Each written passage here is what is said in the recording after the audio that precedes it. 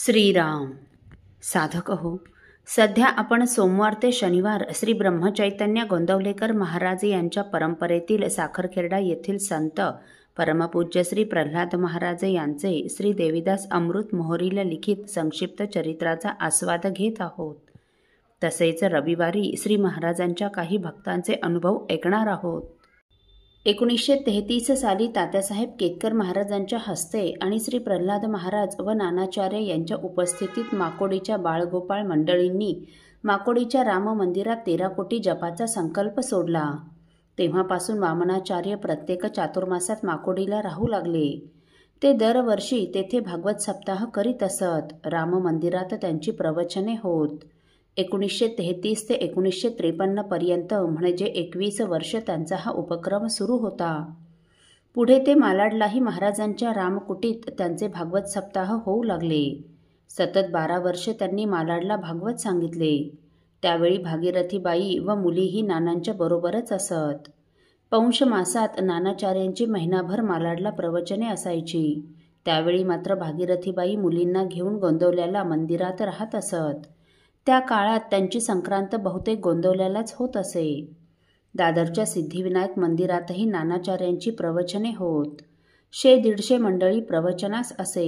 त्या भागातील विद्वान मंडळी आवर्जून प्रवचन श्रवणास येत असत.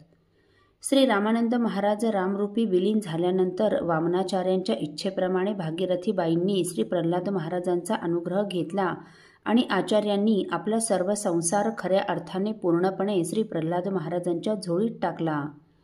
श्री रामानंद महाराजांच्या पश्चात आता माझा सर्व प्रपंच श्री प्रल्हाद महाराज सांभाळतील असा त्यांचा श्री महाराजांवर पूर्ण व अतूट विश्वास होता. पुढे त्यांचा तो विश्वास श्री महाराजांनी त्यांच्या कुटुंबातीलच सर्वांनाच औरस संततीप्रमाणे प्रेमाने सांभाळून सार्थ केला. आचार्यांना यथावकाश विजया, सिंधू व मंदाकिनी अशा 3 मुली झाल्या. 4थ्या वेळेस पत्नी गर्भवती असताना 1954 साली ते यज्ञेश्वर शास्त्री कस्तुरे यांच्याकडे नांदेडला गेले व तेथेच धनुर्वाताने आजारी पडले. यज्ञेश्वर काकांनी त्यांना तिथे दवाखान्यात भरती केले, परंतु त्यांची प्रकृती सारखी खालावू लागली. त्यावेळी एक दिवस काका म्हणाले, भागीरथी वहिनींना व मुलींना बोलावून घेऊ का? तेव्हा आचार्य म्हणाले, नको, आता फारच कमी आयुष्य उरलं आहे आणि तो उरलेला काळ आता केवळ रामनाम स्मरणात घालवू द्या. माझ्या मुखात गंगाजल व तुळशीचे पान टाका, रामनामाचा गजर करा. आणि असा रामनामाचा गजर चालू असताना शके 1876 भाद्रपद वद्य षष्ठी 18 सप्टेंबर 1954 शनिवारी सकाळी 11 वाजता श्री रामानंद महाराजांच्या या सत्शिष्याने हा नरदेह सोडून रामनामाचं अखंड गायन करीत सद्गुरू रामरूपी सायुज्यता मिळविली. पुढे श्री महाराजांनी त्यांचं अर्ध्वदैविक क्रियाकर्म केलं. सन 1933 ते 1953 पर्यंत चातुर्मास व भागवत सप्ताहाच्या निमित्ताने नानाचार्यांचा माकोडीकर मंडळींशी खूप घनिष्ठ संबंध आला. त्यात त्यांच्या प्रेमळ स्वभावामुळे माकोडीची ही सर्वच मंडळी त्यांच्याशी प्रेमतंतूने जोडल्या गेली. त्या काळात त्यांनी या सर्वच मंडळींना उपासनेचा लळा लावला आणि त्यांच्या अंतःकरणात श्री महाराज व रामरायाचं प्रेम उत्पन्न केलं. आता ही सर्व मंडळी आचार्यांच्या सहवासाला मुकली होती. त्यातून त्यांचं कसं उतराई व्हावं हेच त्यांना कळेना. शेवटी या सर्व मंडळींनी एकत्र विचार करून आचार्यांच्या सर्व कुटुंबीय मंडळींना माकोडीला थोडी शेती देऊ व इथेच त्या सर्वांची राहण्याची व्यवस्था करू असे ठरविले आणि त्यासाठी तेथील काही मंडळी भागीरथीबाईंना तशी विनंती करण्यासाठी जालना राम मंदिरात आली. भागीरथीबाईंना भेटून त्यांनी आपले मनोगत त्यांना सांगितले व माकोडीस येऊन राहण्याची विनंती केली. योगायोगाने श्री महाराजही त्यावेळी तिथेच होते. त्यावेळी भागीरथीबाई या मंडळींना म्हणाल्या, यांनी म्हणजे आचार्यांनी आम्हा सर्वांना श्री महाराजांच्या झोळीत घातलं आहे. तेव्हा श्री महाराजांना हे सर्व सांगून ते ठरवतील तसं करू.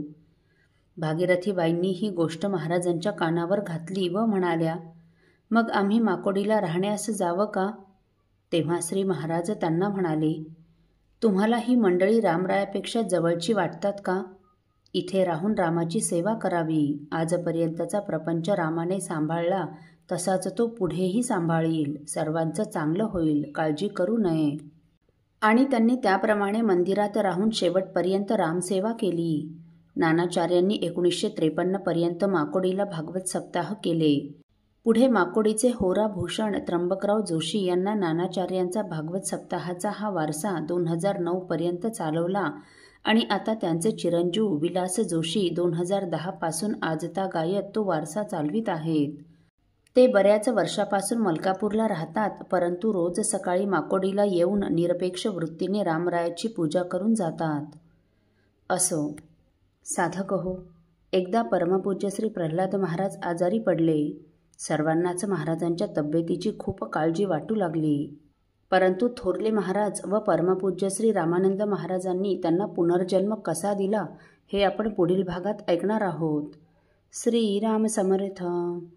आपल्यातील कोणा श्रींच्या भक्तांना श्रींचे काही अनुभव आले असतील तर कृपया आपण मला ते 9422843253 अथवा सुनील दादांच्या 9892608401 या व्हॉट्सअप नंबरवर कळवावेत अशी नम्र विनंती. श्रीराम समर्थ.